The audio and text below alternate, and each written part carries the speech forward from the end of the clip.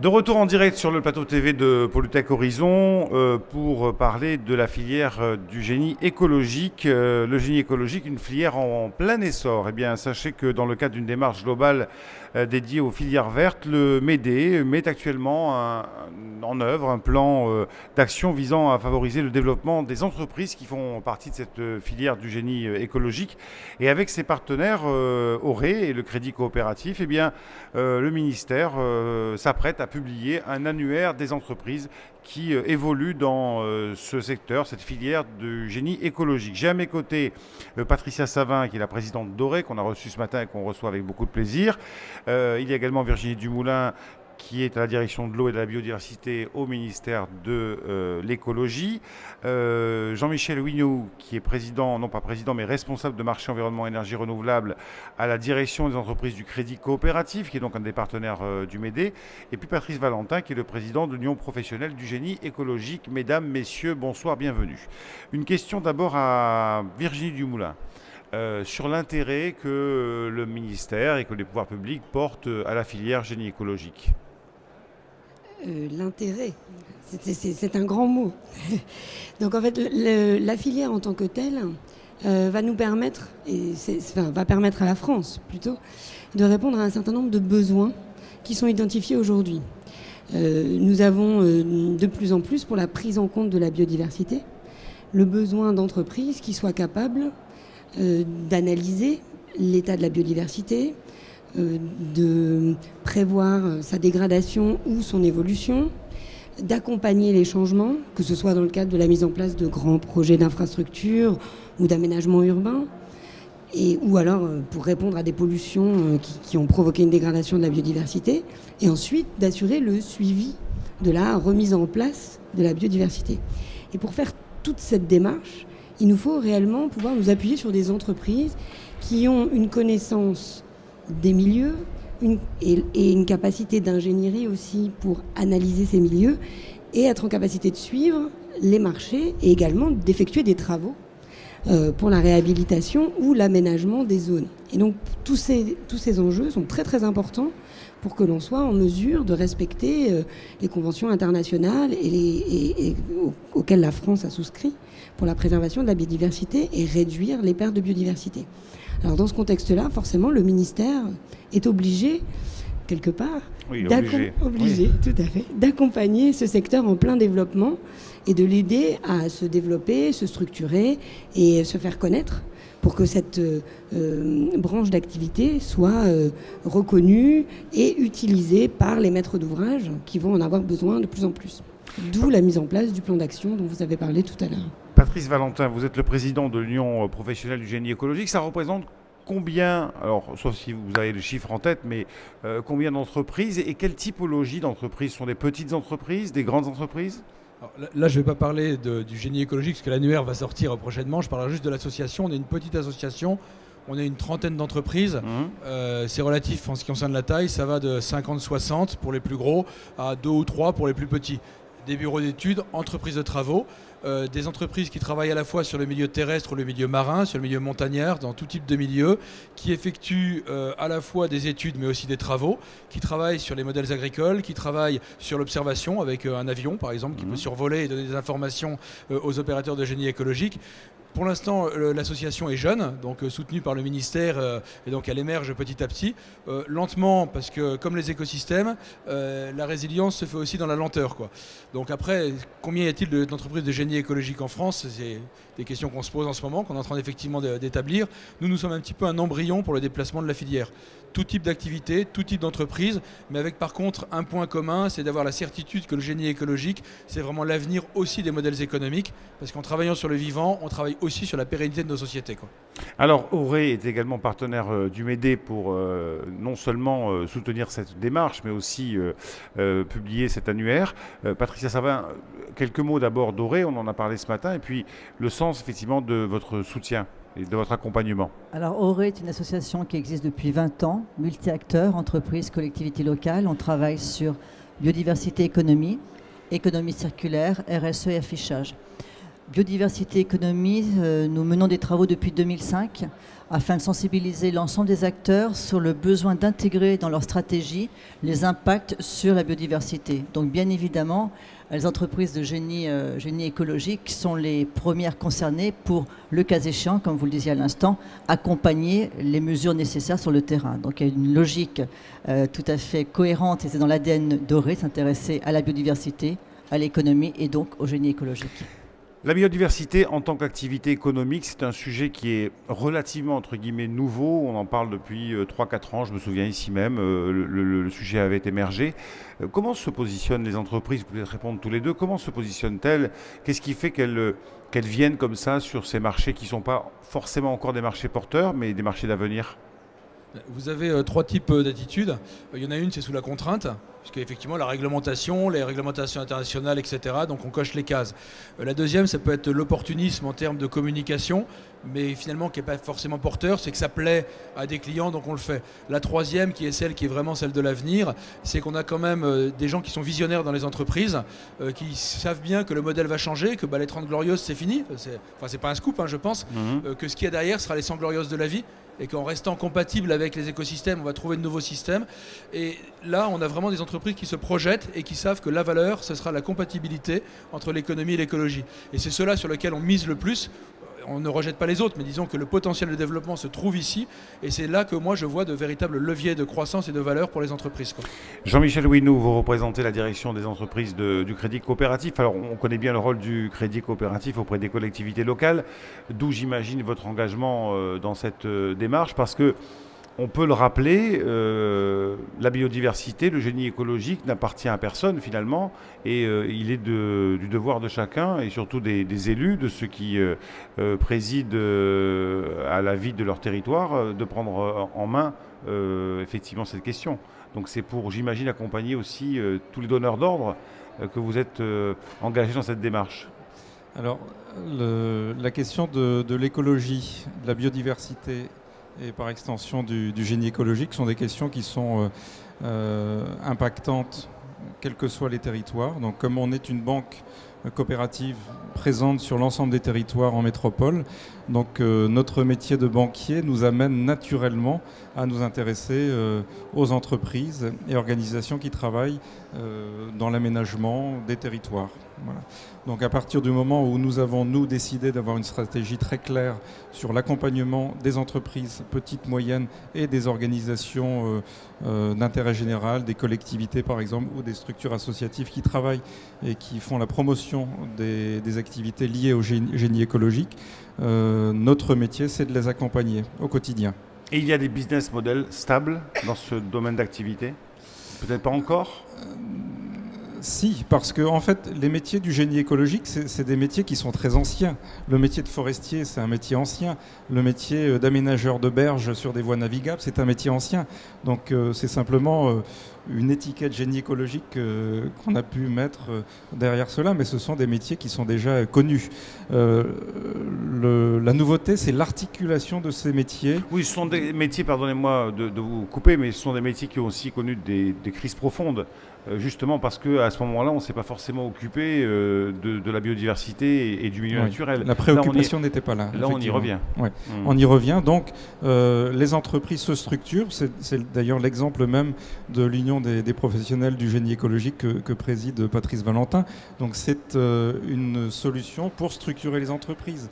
Et même plus largement, il faut voir aussi que le secteur des éco-industries se structure également à travers notamment le réseau du PEX, dont fait partie l'Union du génie écologique. Donc nous, notre rôle, c'est d'être en veille et en accompagnement permanent avec ces métiers, ces entreprises qui créent aujourd'hui la croissance de maintenant et celle qui va arriver demain et très prochainement. Les vecteurs de croissance, c'est dans ces métiers-là. Alors, avant d'aller plus loin et d'essayer de comprendre ce qu'il y aura dans cet annuaire et à quoi il servira, je vous propose de regarder un très joli film qui a été réalisé par le ministère de l'écologie récemment, qui va nous rafraîchir un petit peu et la mémoire et puis l'âme aussi, parce qu'on est dans la nature et c'est toujours très agréable. Regardez, ça dure une dizaine de minutes et on se retrouve juste après pour parler donc de cette filière génie écologique. Regardez.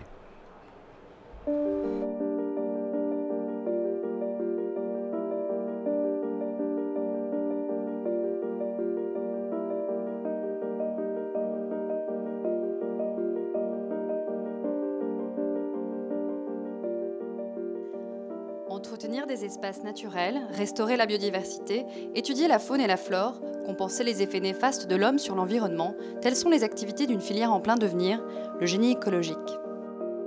Études, maîtrise d'œuvre, travaux en milieu naturel sensible, la filière regroupe des métiers variés et complémentaires. Direction Limoges, où l'entreprise Merceron Environnement a restauré pour le compte de l'agglomération le lit naturel du cours d'eau de la commune du Mabilier. Sur ce chantier, on a au départ un problème hydraulique.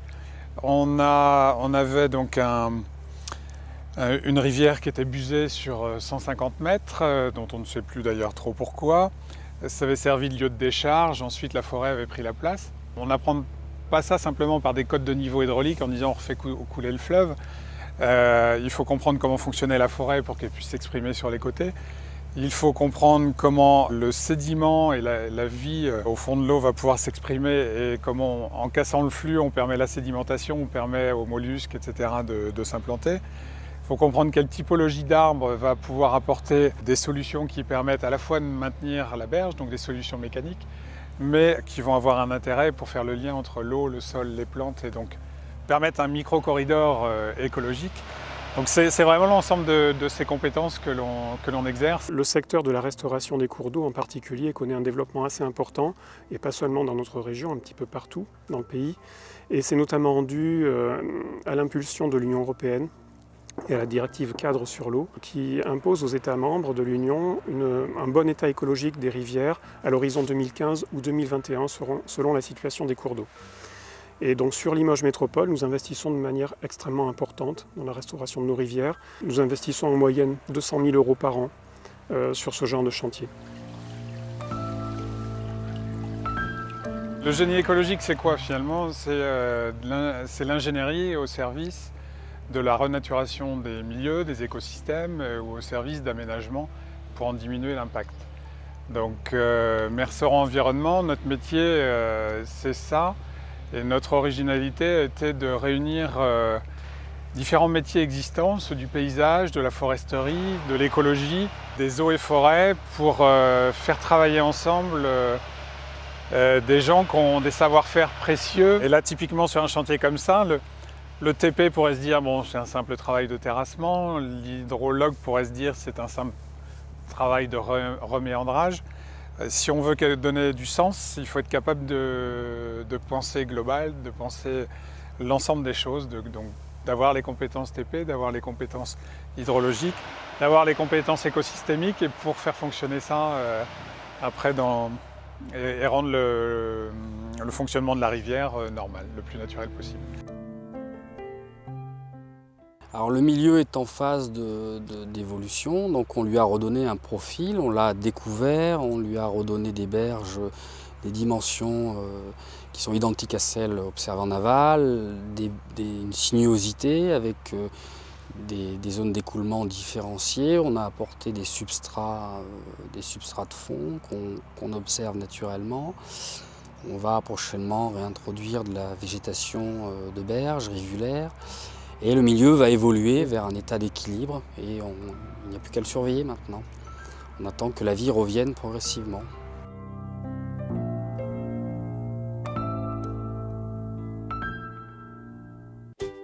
Les entreprises du génie écologique interviennent sur tous les milieux, qu'ils soient terrestres ou aquatiques. À Marseille, une équipe de scientifiques est à l'œuvre pour réimplanter des larves de poissons dans le port. Avant le port de Marseille, en gros, il y avait des petits fonds dans lesquels, dans le cycle de vie des poissons, les larves venaient se positionner quand elles arrivaient du large pour s'y développer petit à petit. Or, par la présence du port, ces fonds n'existent plus. Or, aujourd'hui, on est en train de proposer donc en mesure compensatoire aux services écosystémiques que le port a enlevé, soustrait par sa présence. Ce qui fait sens, c'est d'utiliser le port au service des écosystèmes marins qui sont autour de lui. Donc c'est un petit peu une notion de solidarité écologique. Alors l'entreprise Écocéan, elle a un cœur de métier qui est basé sur la capture des larves de poissons. Le principe, c'est de collecter des post-larves vivantes au moment où elles reviennent coloniser le milieu, de les capturer avec un engin qu'on a mis au point et qu'on a breveté, de les capturer vivantes, de les ramener à terre, de les identifier, de les trier, de les élever pendant quelques mois et ensuite de les réintroduire dans le milieu.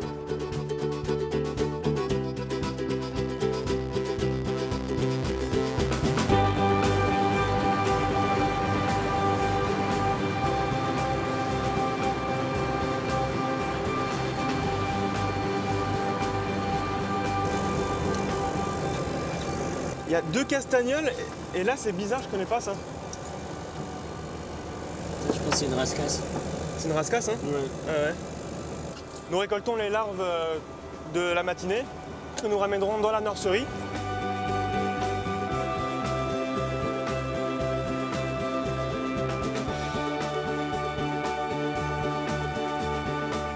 Quelle que soit l'activité qu'on utilise, que ce soit la collecte de larves pour le marché de l'acrobiologie marine, pour le marché du poisson de bouche ou pour leur réensemencement, on travaille avec des pêcheurs. En fait, c'est pour m'impliquer dans tout projet scientifique qui peut être bénéfique à la ressource, à la pêche.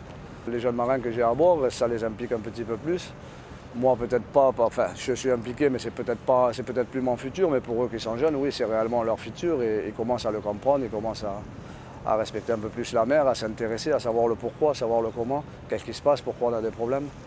Donc réellement, oui, ça les implique.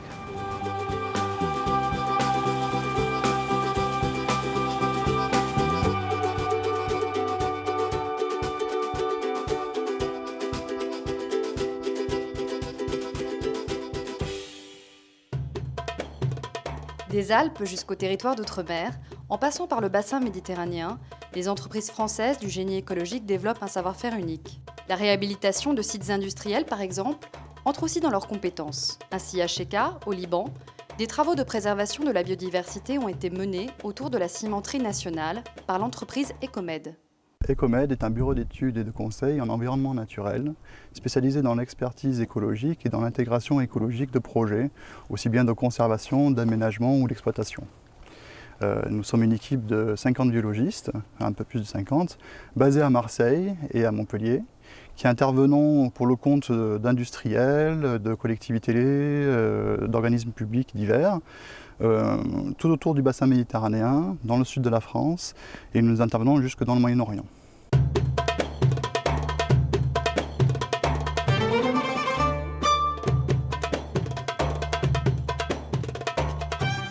Nous avons depuis une douzaine d'années travaillé à la réhabilitation de la carrière avec le ministère de l'Environnement. C'est tout à fait la première fois qu'on crée un espace pareil, une ceinture verte. Il faut savoir qu'à Ecomed, nous avons travaillé depuis plus de 10 ans sur les projets de carrière, sur l'intégration écologique, tout ce qui est reconstruction dans la nature derrière une exploitation.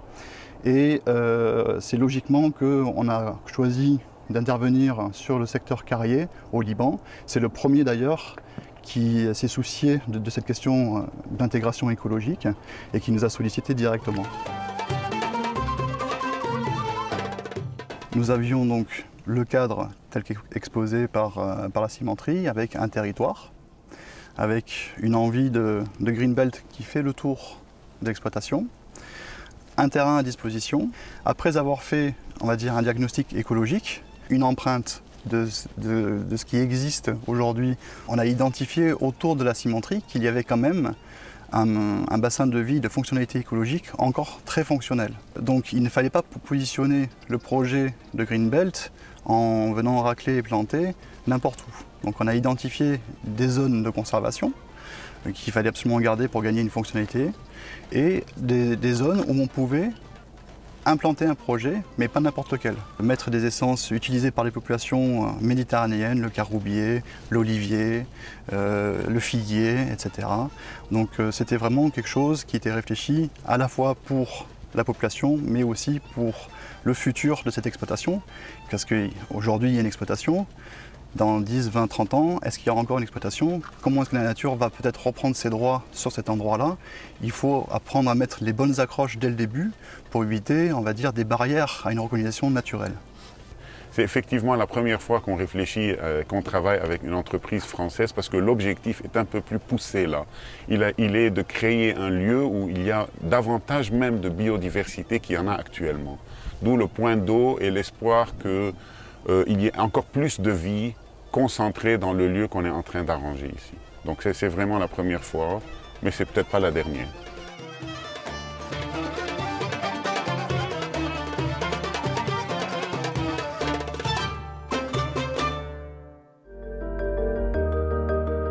Pour enrayer la perte de la biodiversité, s'adapter au changement climatique, mais aussi préserver la ressource en eau, la filière du génie écologique est notre avenir à tous.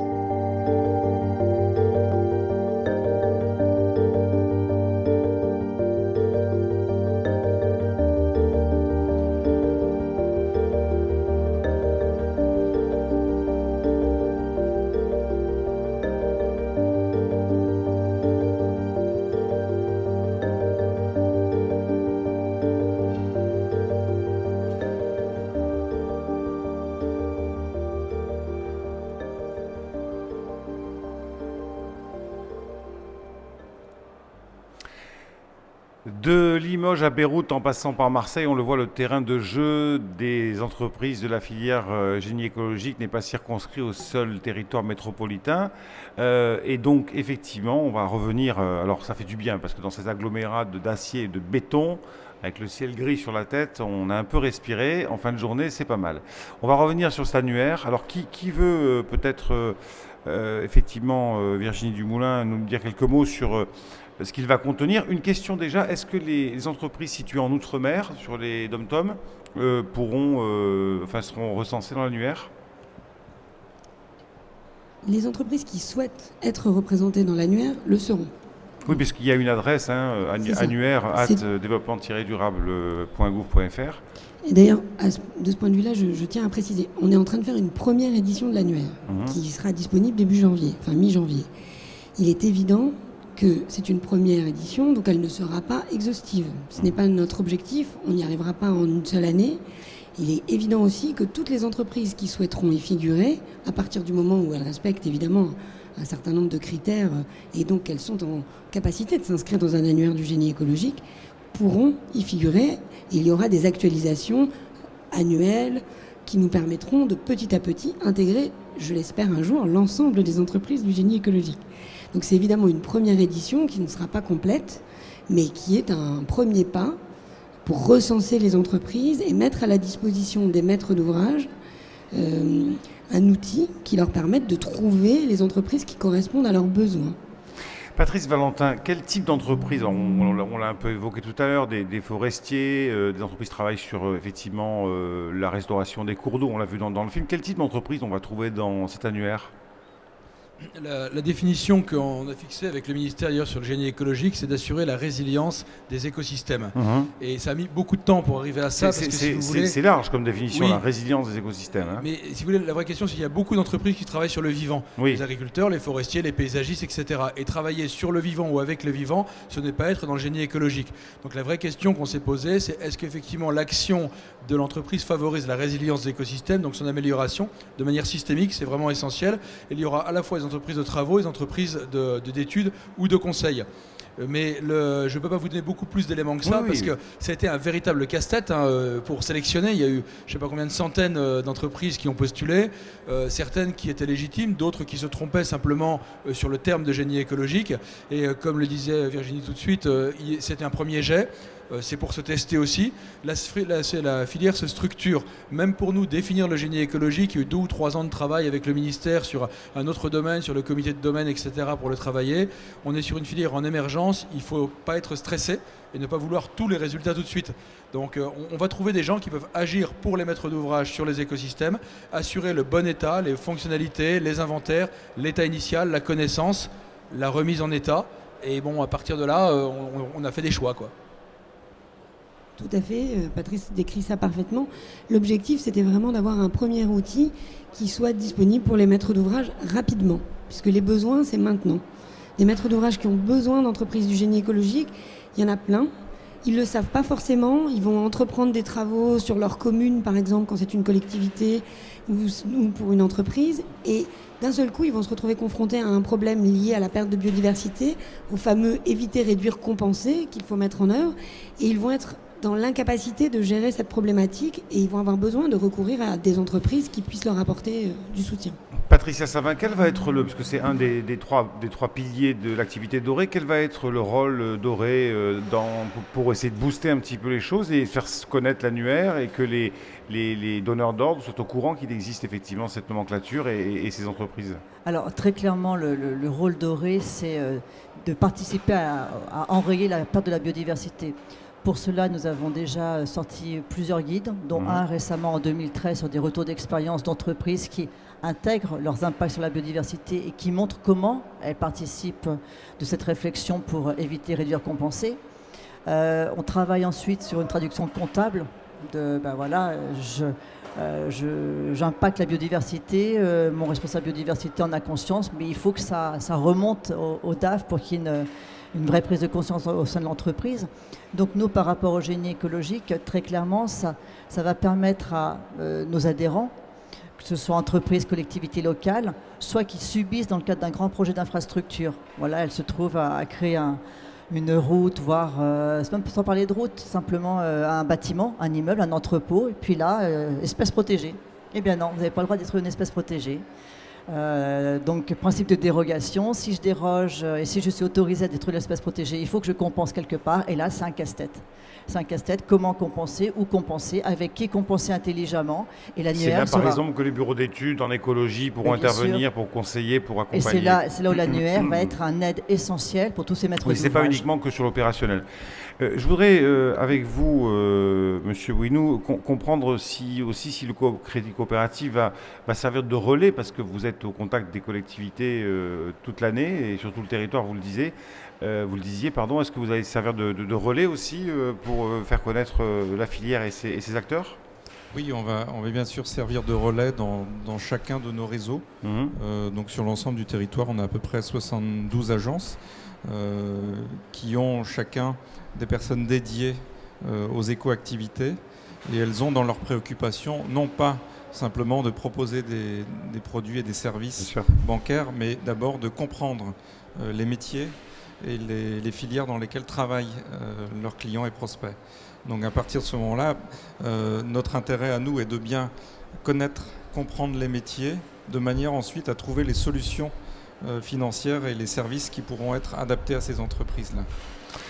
Merci à tous les quatre d'être venus nous parler de cet annuaire de la filière génie écologique qui sortira, je le rappelle, mi-janvier, qui sera une première mouture. On prendra son temps, on n'est pas stressé, il n'y a aucune raison de déstresser. Voilà, c'est la fin de cette émission. Merci de nous avoir suivis. On se retrouvera un peu plus tard sur le plateau TV de Polytech Horizon. Merci.